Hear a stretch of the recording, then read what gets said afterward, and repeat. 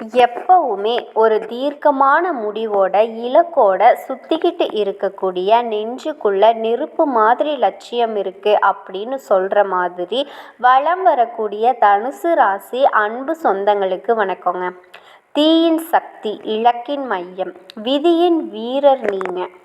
ஒரு தடவை தீப்பிடிச்சா அந்த ஒளியை உலகம் தடுக்க முடியாது. அப்படிதாங்க தனுசு ராசிக்காரங்க சாகசம், சுதந்திரம், நம்பிக்கை, ஆன்மீகம் இதுதான் உங்களோட மனசை ஒரு வில்லு மாதிரி வச்சிருக்கு. அந்த வில்லு எங்கே செலுத்தப்படுதோ அங்கே வெற்றி உறுதி. ஸோ நீங்கள் மனசு வச்சா நீங்கள் எடுத்த காரியத்தில் வெற்றி அடைஞ்சிருவீங்க. இப்போ கிரகநிலை மற்றும் விதியை மாற்றக்கூடிய வில்லின் கோணம் என்ன? குரு நம்மளோட அதிபதி. இப்போ உங்கள் வாழ்க்கைக்கு புதிய திசையை காட்ட வந்திருக்கிறாரு. என்னம்மா சொல்கிற, இந்த பதிவு ஃபஸ்ட்டு எதுக்கு அப்படின்னு சொல்லு அப்படின்னு கேட்குறீங்களா?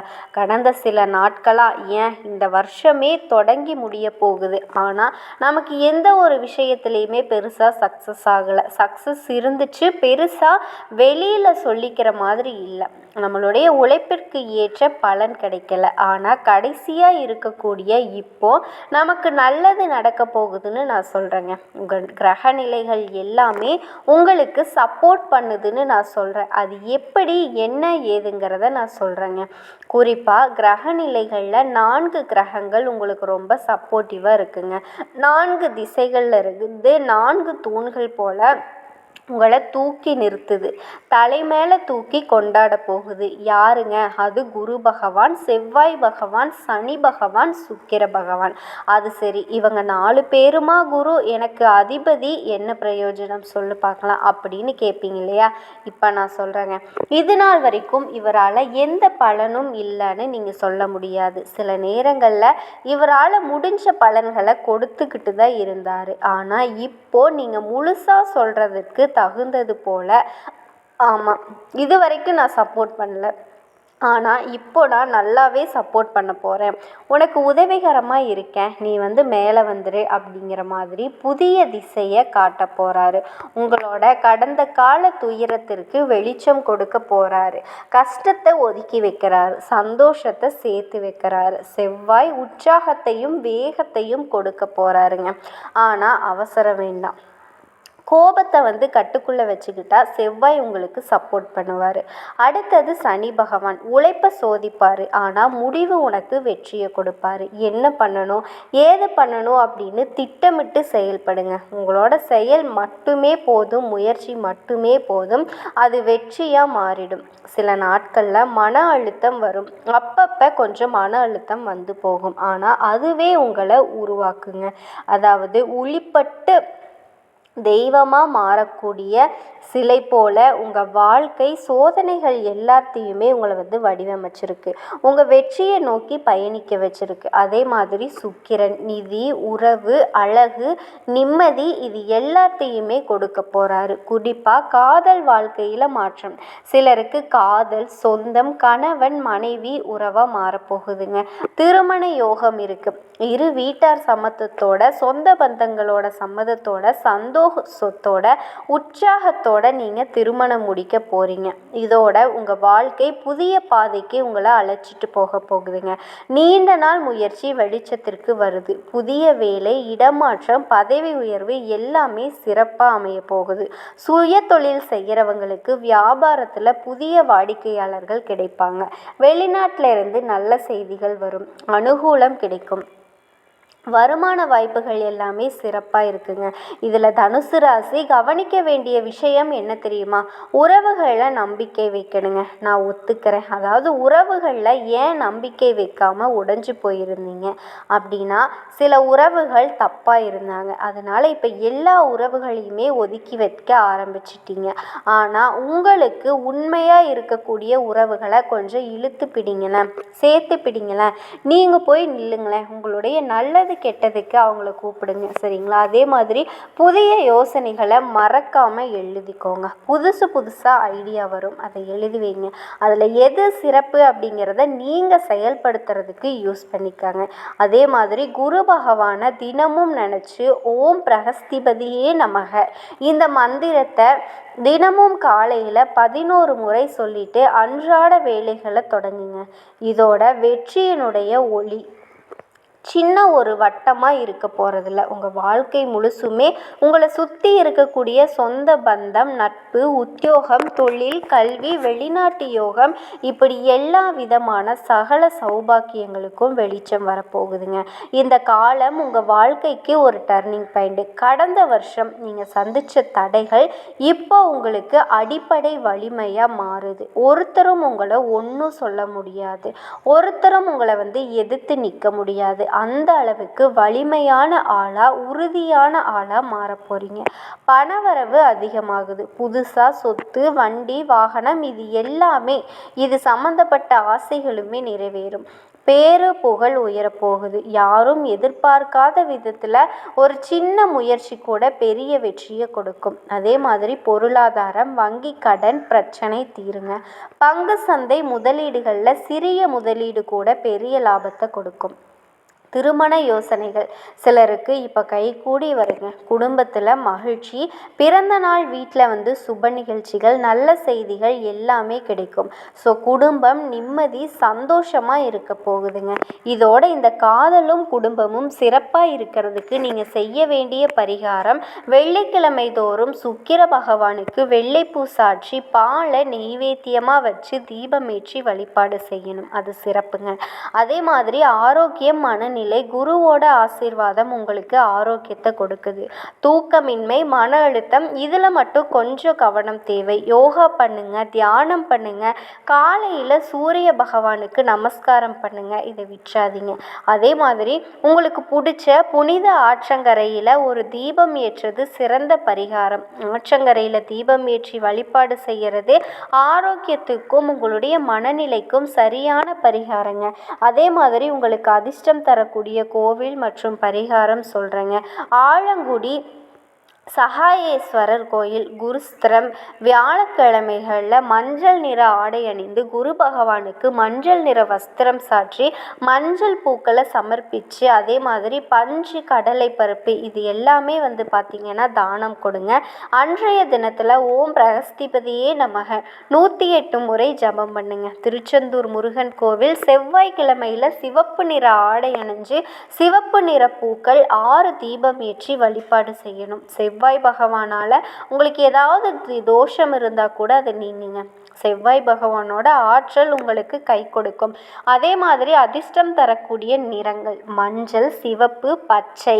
எண்கள் 3, 9, 5. திசைகள் வடக்கு, கிழக்கு. அதிர்ஷ்டமான நாட்கள் வியாழன், ஞாயிறு. இறுதியாக ஒரே ஒரு விஷயம் மட்டும் சொல்கிறேங்க.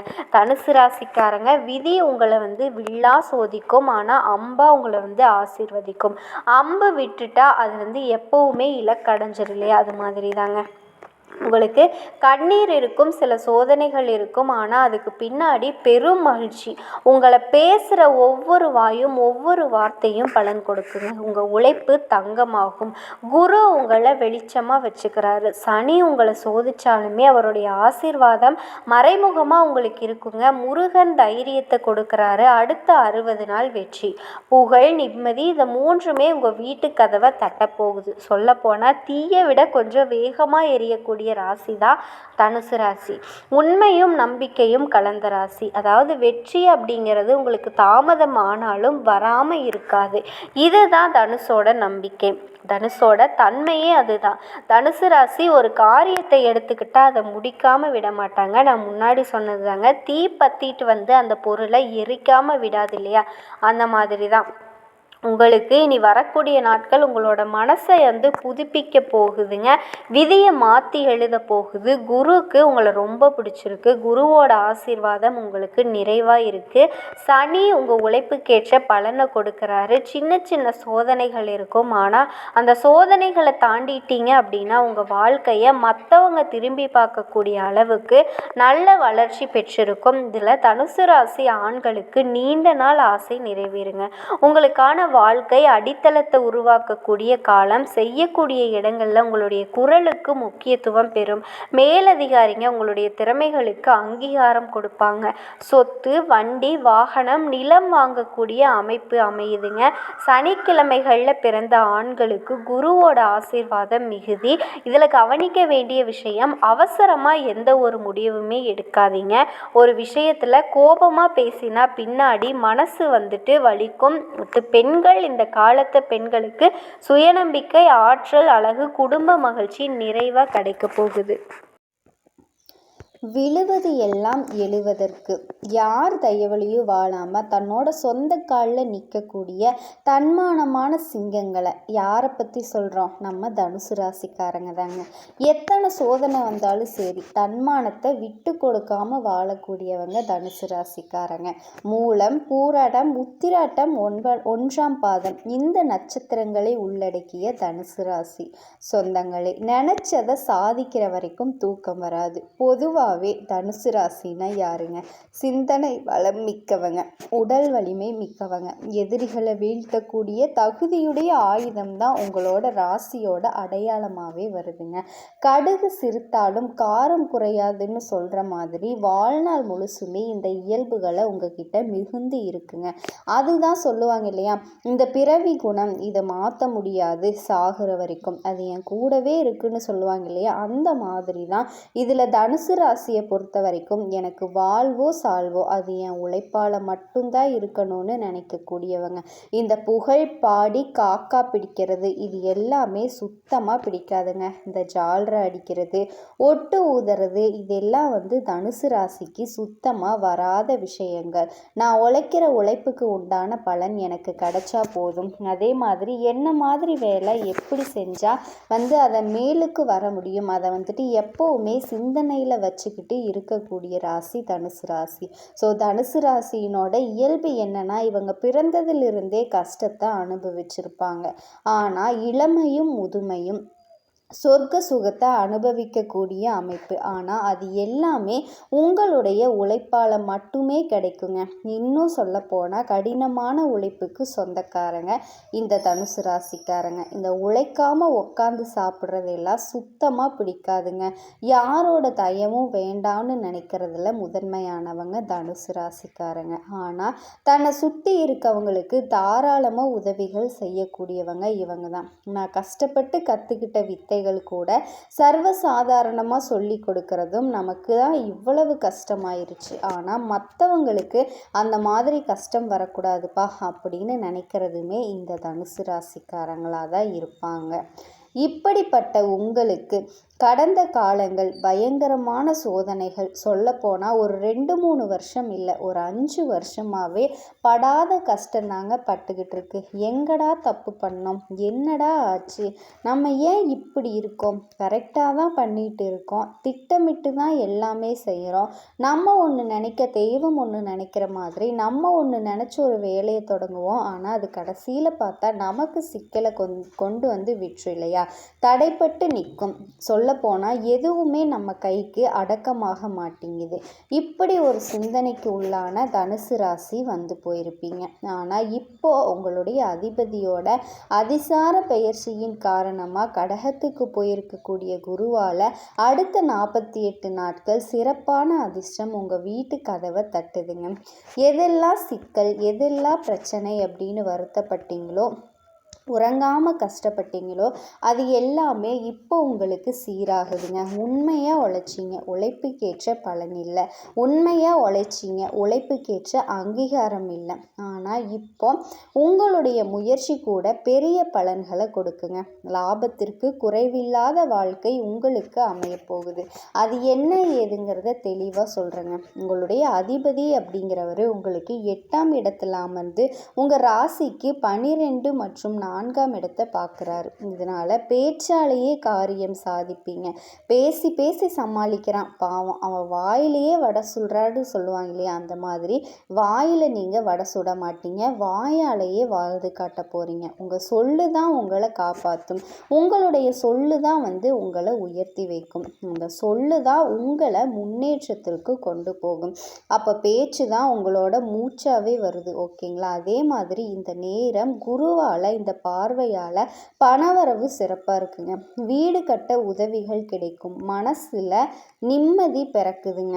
நிம்மதினா என்னன்னே இப்போ தெரியாத அளவுக்கு கடந்த 5-6 வருஷமாக படாத பாடுபட்டுக்கிட்டு இருக்கோம். சதா நேரமும் ஏதாவது ஒரு பிரச்சனை, ஏதாவது ஒரு சிந்தனை, இது ஏன் இப்படி ஆச்சு அப்படிங்கிற அளவுக்கு நடந்துக்கிட்டு இருக்கிறது, இனி நடக்க போகிறதுன்னு சொல்லிட்டு எல்லா விஷயத்தையும் உங்கள் வாழ்க்கையில் இப்போ நம்ம தெளிவாக பார்க்க போகிறோங்க. நீங்கள் பட்ட கஷ்டங்களுக்கு எல்லாமே முடிவுக்கு வரப்போகுதுன்னு நான் சொல்கிறேங்க.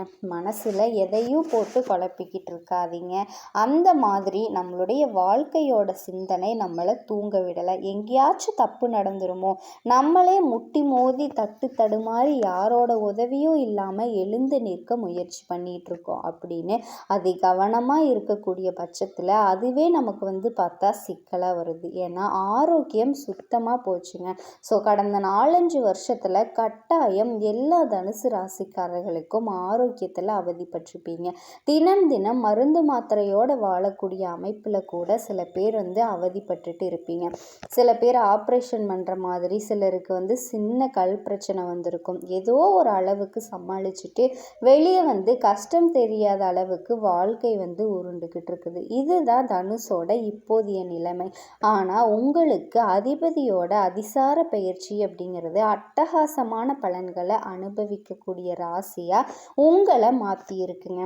அதிசார குரு பயிற்சியால் சில ராசிகளுக்கு சாதகமான பலன் கிடைக்கும். அந்த வகையில் உங்களுக்கு குரு பகவான் அப்படிங்கிறவர் யாருங்க? சுப கிரகம். குரு பகவான் ஒரு ராசியில் 1 வருஷம் தங்கக்கூடியவர்.